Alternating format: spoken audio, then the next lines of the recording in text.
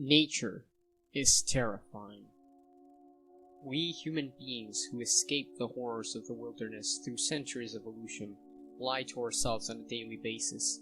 We tell ourselves nature is gorgeous, and nature can have a unique beauty that touches the human heart. After all, most of us nowadays live in grey, colorless metropolitan hellscapes surrounded by large concrete towers and walls. So seeing the open greens and blues of nature brings our heart to a sense of home like no other. However, that is only because we can make the choice to be in nature whenever we want, and at any point we can choose to return. At night, we go back to our protected houses and sleep soundly on our beds. This is the privilege that has been given to we who have ascended past the label of animal and reached the top of all ecosystems. Those below us, those still stuck as animals, are stuck as cogs in part of a terrifying invisible machine, what we call the food chain. But then there are predators that kill beings for reasons entirely unrelated to survival. They don't kill to eat and continue living, they kill and then let the corpse sit, hopefully to be consumed by other beings. For the longest time, it was believed only humans were capable of this. We thought most animals' brains were too underdeveloped and focused on instinctual urges to do something so horrifying as end another being's life for selfish purposes. But with time, we realized that some creatures just have a natural tendency for violence, and perhaps for these creatures, violence is as necessary as survival.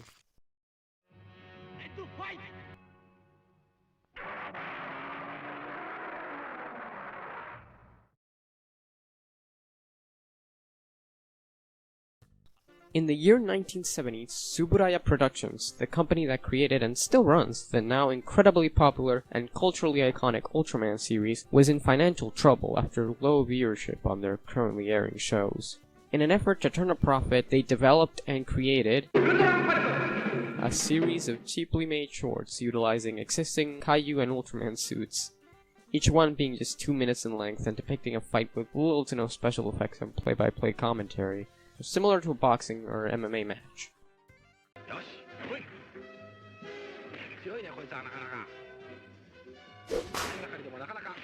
There were 195 of these shorts produced, though 72 of them were literally just stock footage from previous seasons, and they seemingly were successful as they aired over the course of exactly a year, and 2 years later, Tsuburaya would revisit the idea once again.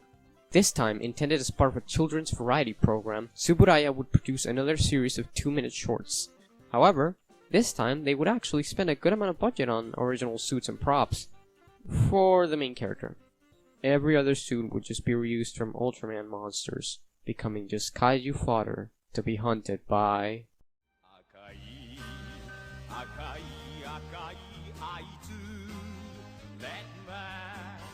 Redman.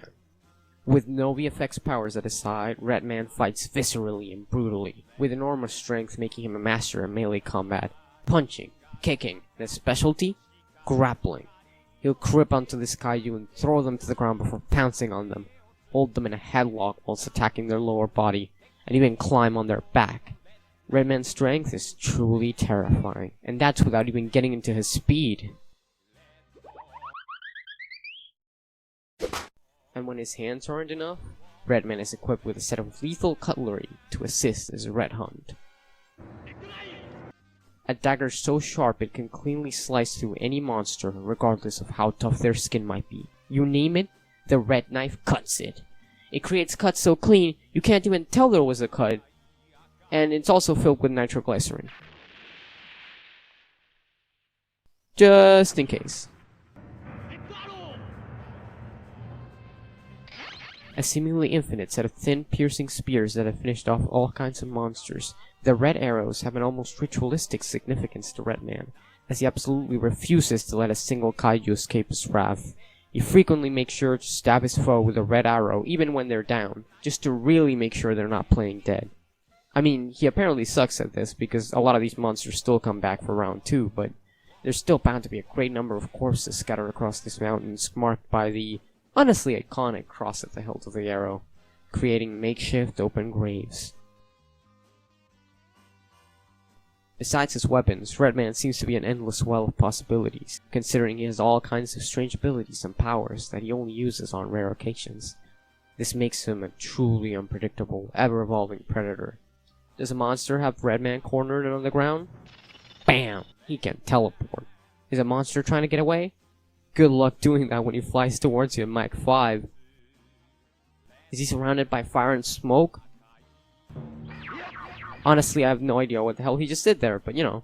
And the perfect representation of how little we know about Redman is that when pushed to his absolute limit,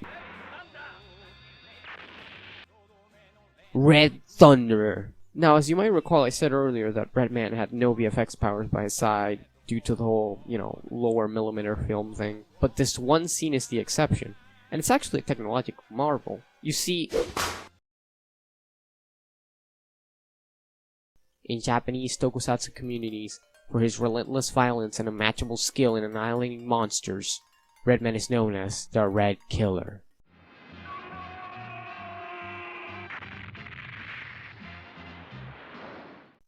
Seriously though, this guy's got some issues. In Battle 83 against Gronkin, the guy fucking glory kills the poor bastard by slamming his head against the ground a ton of times. And if that wasn't enough, he twists the head backwards and you can hear his spine snap like a cracker. Jesus Christ, man. Or in Battle 53 against Sartan, where the guy kills him in his usual way and marks the grave with his red arrow.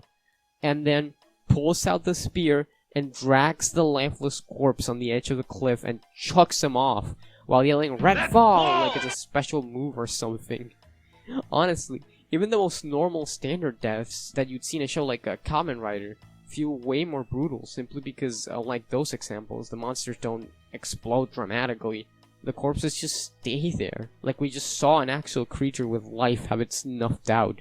It's particularly brutal when he just beats them with brute force without his weapons, and you can see them squirm or convulse as they just die of blunt trauma. The low-quality footage, brutality of the combat, shaky camera, mountainous quarries and forests, and the intense dramatic music all create a weirdly dark atmosphere. Once you suspend your disbelief at the monster suits, it feels like tuning into a nature documentary of another planet. One where Redman exists as an apex predator hunting down monsters for sport. Or some kind of weird kaiju snuff film. Is there even meant to be a story besides this? Well, kinda? You see, magazines around this time period would promote the show by claiming Redman is an alien from planet Red, which was destroyed by kaiju, and now he's fused with a human named Officer Sakomizu working for the SIA. The magazine description tries to claim that all the fights occur on Earth with the same kaiju that destroyed planet Red, wreaking havoc and being stopped by the heroic Redman, even though we never once see them harm or even get near any humans. Oh, and it also says that Redman is peace-loving? Considering this magazine description, that's a bizarre explanation for why he fights monsters multiple times, which is that evil spirits keep resurrecting the monsters. It's easy to believe that this plot was retroactively written to accommodate the footage rather than the other way around. It's worth noting that Planet Red is referenced in the lyrics for the opening, but the opening most likely was written after a good chunk of the footage was recorded and the plot was made up on the spot for it. Either way, there's obviously a massive gap between the Redman that is built up as a hero in the song and the hunter we see in the show itself. I mean, we don't even have a hint of a human personality in any of the 138 battles that Redman engages in. He always acts and fights in this instinctual way, with his poses that he always does at the start of a fight. Let to fight!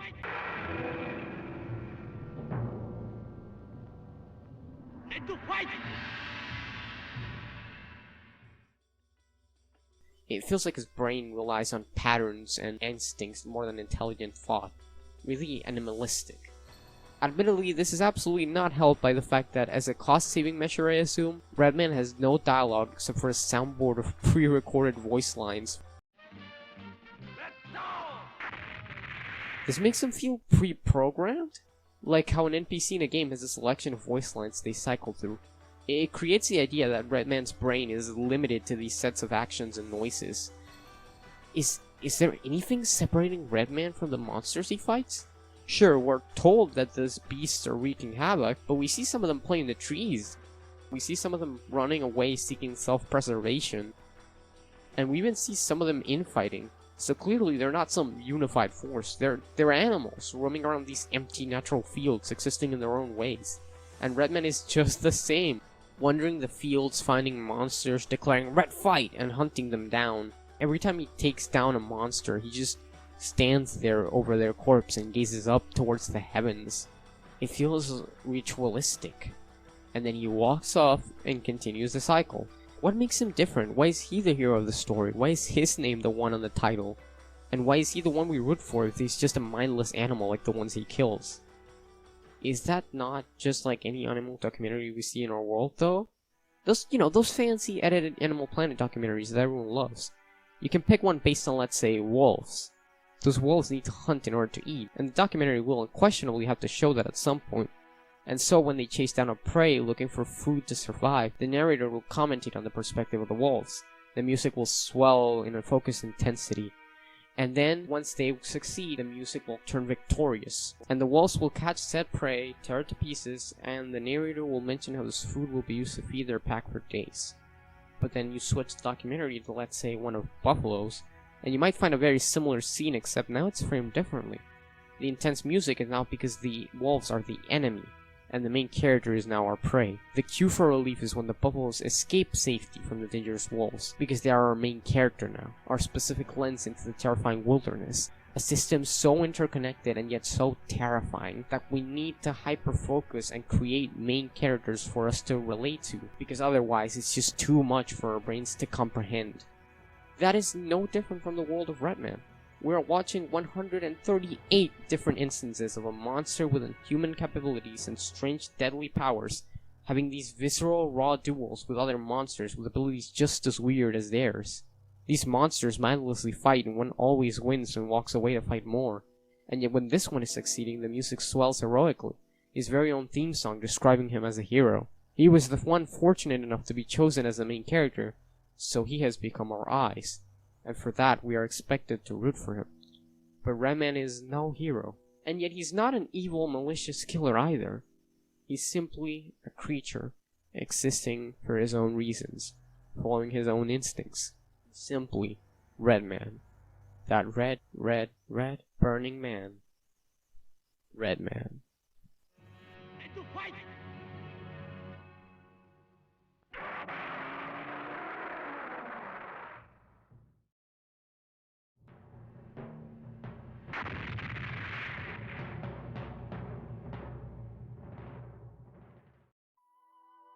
That was originally going to be the end of the video, but I really need to talk about this next thing, okay? So, if you want to watch Redman, all 138 battles were once uploaded to YouTube officially by Tsuburaya, but taken down. However, there have been numerous re-uploads, and you can very easily find multiple playlists containing all of the shorts. If you want to get your hands on it physically, sadly the last home media release was a 1996 Laserdisc memorial box. Really cool art on it though. If it wasn't obvious from this video, I greatly enjoy watching Redman and I recommend it. Since each short is self-contained, it's very easy to just click around and watch a random selection of shorts, and the vibe of each fight is just fascinating enough that even without a crazy gimmick, you'll be entertained. Of course, I'm saying that from my perspective as a Tokusatsu fan. This is not going to be for everyone. While we're here though, there's another reason I wanted to make this video besides just talking about the 1972 show, because the Redman legacy lives on now. You see, on the 23rd of November 2017, the impossible happened. Redman got a sequel. And even weirder is that it wasn't by Tsuburaya directly, and it wasn't even a tokusatsu. It was an American comic drawn and written by Matt Frank, an extremely passionate kaiju and tokusatsu fan known for his work on multiple Godzilla comics. And man, with 3 volumes currently out, the Redman comic rocks. And it is also really obscure. Like, it's really hard to find much discussion about them, even when the original Redman series had a pretty niche but well-known appeal amongst tokusatsu fans. I mean, it's only natural considering the subject matter doesn't really have much mainstream appeal in either the West or Japan, besides, the memes. And I want to try to do my part in changing that, even though it's just an attempt, only a drop of sand in the bucket. After Volume 3's extremely limited release in 2020, the series basically had a soft finale. And man, I really want this comic to continue. With the original 1972 shorts, the grittiness and raw feeling of the combat, it was debatably unintentional since it was merely a product of the extremely low budget they were working with. Matt Frank takes that atmosphere and makes it fully intentional. with gorgeously drawn detailed art, beautiful color palettes and shading, and incredible panel composition, making each duel have that same intensity.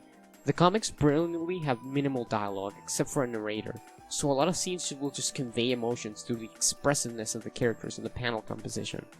The visual experience would be alone for me to recommend it, but the way it expands and adapts on the, and I can't believe I'm saying this, Redman mythos is so brilliant, and it's really good.